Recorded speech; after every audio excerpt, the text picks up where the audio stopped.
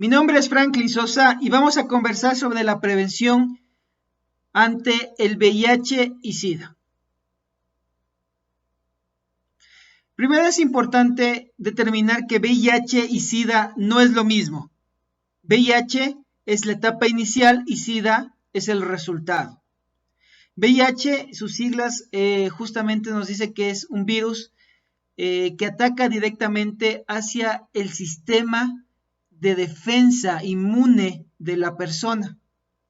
Y cuando ya lo ataca completamente, destruye completamente, nosotros pasamos a la etapa de SIDA, que es el síndrome, ¿no es cierto?, inmunodeficiencia adquirida.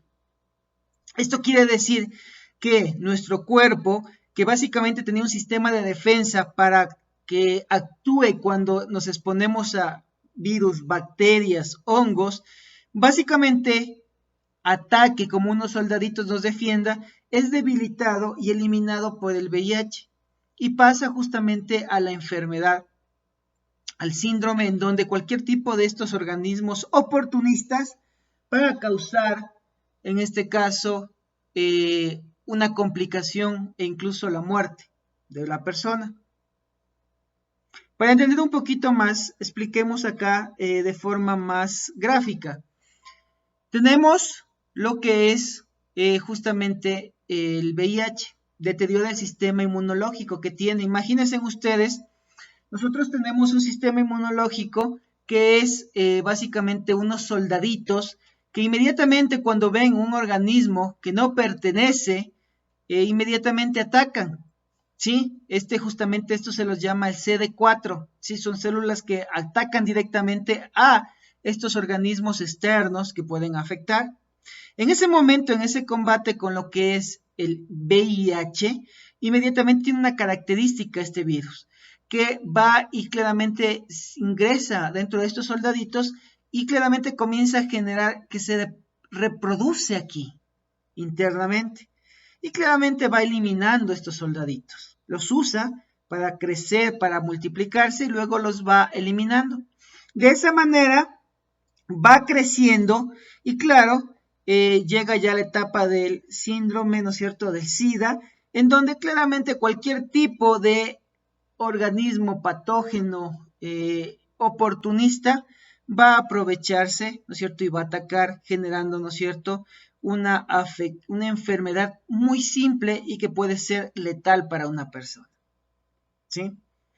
Entonces, de esa manera, nosotros ya podemos entender un poquito cómo funciona, en este caso, la etapa inicial, que es VIH y el SIDA. ¿Y por qué es importante?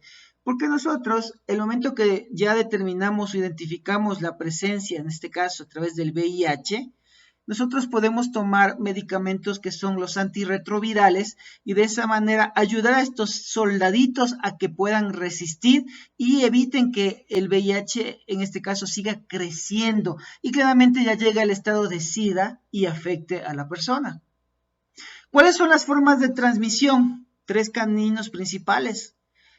Lo que es a través de, en este caso, relaciones sexuales de una persona infectada a una persona, ¿no es cierto?, en este caso sana, que tiene VIH, todavía no tiene SIDA, tiene VIH, ya puede justamente contagiar, ¿sí? Entonces, primer canal, tenemos una relación o relaciones peligrosas, una persona que justamente no tiene esa fidelidad o justamente tiene actos en el que se va a una fiesta y claramente en la primera fiesta sin conocer a la otra persona tiene intimidad y no usa ningún tipo de, en este caso, método anticonceptivo, más que esto que sea de protección de barrera, como es un preservativo, ¿sí? Entonces está exponiéndose realmente. Otro es a través justamente de pinchazos, contactos que puede generarse justamente por, en este caso, transfusiones de sangre, o a su vez cuando una persona se va a hacer un tatuaje, ¿sí? Y usan justamente una aguja que fue utilizada por una persona que tiene VIH o tiene SIDA, ¿sí? O a través, ¿no es cierto?, otro contagio, en este caso de una madre portadora de VIH hacia su bebé. Principalmente se da esto en las últimas etapas. Por eso es importante que una persona que se encuentra en un estado, en este caso, de maternidad, ¿no es cierto?, está justamente en su periodo, inmediatamente antes de llegar a los meses finales se le hace unas pruebas para determinar justamente que la persona no tenga VIH, sino justamente la intervención que se hará va a ser diferente, no va a tener un proceso tal vez de un parto normal, sino un proceso de una cesárea y tendrá otro tipo de recomendaciones. Sí, porque a través de igual de la leche materna lo puede contagiar al bebé. Entonces es importante evitar esas posibilidades que podría darse. ¿Se puede vivir con VIH y no desarrollar SIDA? Se puede tener, sí, es un proceso que al final, bueno, va a llegar a la parte del SIDA, pero va a demorarse dependiendo la susceptibilidad de cada persona. Algo que sí es común es que una persona que tiene, vamos a imaginar el caso de una transmisión a través de lo que es relaciones sexuales, tiene contacto con una persona, ¿no es cierto?, contagiada, en ese momento la persona va a sentirse, bueno, en ese periodo sin problema, ¿sí? E incluso, bueno, llamemos aquí que tal vez a los 15 días tal vez comience a tener ciertos síntomas como fiebre, dolor de garganta, tal vez un poco de malestar, diarrea, como tal vez procesos de una gripe, una influencia, luego desaparece, ¿sí? Y luego vuelve a aparecer en un periodo de unos 3 meses, ¿sí? Nuevamente esas gripes que no sabemos por qué, que no son comunes, o sea, esos síntomas gripales que no son realmente a causa de eso, de una gripe, pero que se presentan. Y luego puede ser que después desaparezca nuevamente un periodo y después de unos 3 años, 4 años nuevamente aparezca. Va a depender mucho de los organismos, pero el promedio es que después de 3 meses, que ese es un periodo que se le llama de ventana, es donde justamente hay la presencia, ¿no es cierto?, de la manifestación. ¿Qué es lo que está pasando? Recuerden los soldaditos. Los soldaditos fueron atacados por el virus, se reprodució el virus y mató a esos soldaditos. Entonces, durante la primera etapa que una persona tuvo el contacto, vamos a imaginar que yo me fui a una fiesta, tuve relaciones con una persona y claro, como no la conozco, no usé protección, estoy nervioso y al siguiente día quiero hacerme una prueba, ¿sí? Una prueba rápida, que existen pruebas rápidas o una prueba ya específica como es la ELISA, en donde yo básicamente tendré un resultado negativo, a pesar de que pueda estar contagiado con VIH, porque no se va a manifestar en ese periodo todavía, justamente el virus recién ingresó, pero luego de los 3 meses ya el virus ya va a generar una cantidad importante, ¿no es cierto?, en la que comienzan a medir las células estas, las CD4, y ven justamente una caída, ¿sí? Y de esa manera pueden determinar y dicen, mira, tenemos, algo está pasando y ya nos hacen unas pruebas específicas para ver si estamos con VIH. Y es importante esto, ¿por qué? Porque hasta el momento ha habido tratamientos, hay estudios que siguen en fases de prueba, no nos dan un resultado oficial de que el VIH tenga, en este caso el SIDA tenga una cura, pero sí hay tratamientos que a través de los antirretrovirales permiten que una persona que esté contagiada con VIH pueda ayudar a esos soldaditos a que no mueran, ¿no es cierto? Y de esa manera evitar que siga creciendo, en este caso el virus, ¿sí? Y de esa manera la persona pueda vivir aparentemente en condiciones normales. Puede hacer sus cosas y pueda tener una expectativa de vida bastante larga. No sea tan vulnerable, ¿sí? Entonces, de acuerdo a ello, es importante que la persona justamente se haga estos controles. Si sabemos que tenemos una posibilidad, porque hemos tenido, recuerden las 3 fases, contacto con pinchazos, ¿no es cierto? O justamente contacto por relaciones sexuales con personas que no conocemos, no se frecuentan, son relaciones peligrosas. Entonces, vamos a analizar y a los 3 meses hacemos una prueba para justamente determinar, ¿sí?, si tengo o no. Recuerden que comienza a manifestarse y claro, los síntomas comunes son fiebre, dolor de cabeza, dolor muscular, tos, dolor de garganta, puede comenzar a inflamarse a nivel del ganglio, en este caso justamente a nivel del cuello, en los ganglios, perdón, y de esa manera comenzar a molestar a la persona, ¿no? Entonces, es importante que nosotros analicemos qué es lo que está sucediendo, ¿sí?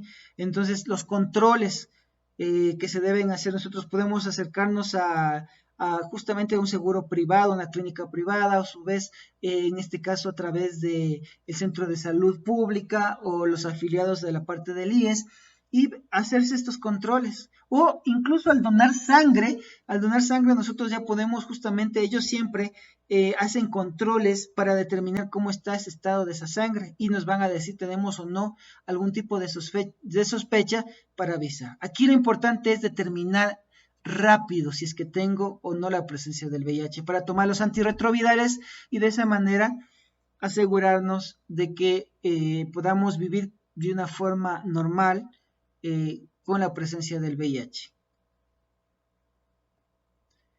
Recuerden que una persona que salga positivo con VIH no significa que se acabó el mundo, que es una sentencia de muerte.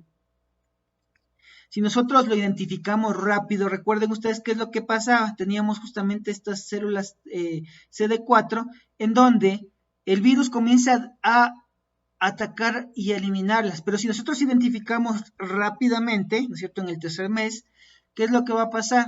Nosotros detenemos y generamos que estas células sigan funcionando y eso significa que nuestro sistema inmune va a funcionar y va a detener y va a proteger, ¿no es cierto?, de cualquier tipo de microorganismo que pueda ingresar y quiera hacer daño.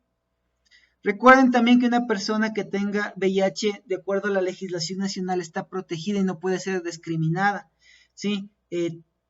Podemos hacer justamente en un centro de trabajo denuncias si es que se presentaran este tipo de casos.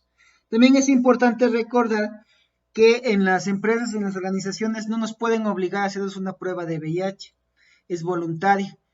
Solo existe una exclusión para las organizaciones relacionadas con la preparación de alimentos, porque es importante ahí, por justamente o el permiso de salud, hacernos controles de enfermedades infectocontagiosas y ahí sí hacernos una prueba VIH.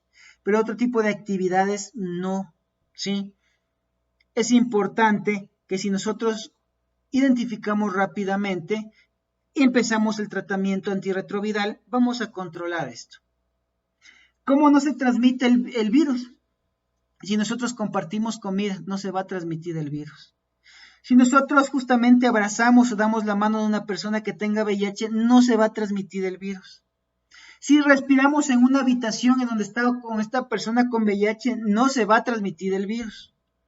En besos, en este caso, que podríamos tener con una pareja que tiene VIH, si la persona, y es importante aquí, no tiene ningún tipo de laceración, corte en la boca, ¿no es cierto?, lengua, no se va a transmitir el virus. Pero si yo tengo un corte en mi labio, en la parte interna, me saqué justamente la muela del juicio, y conozco a una persona y claro, tengo un beso, puedo tener una posibilidad de transmisión, ¿sí? Por transmitir, en este caso, utensilios, ¿no es cierto?, bebidas, no se va a transmitir el virus.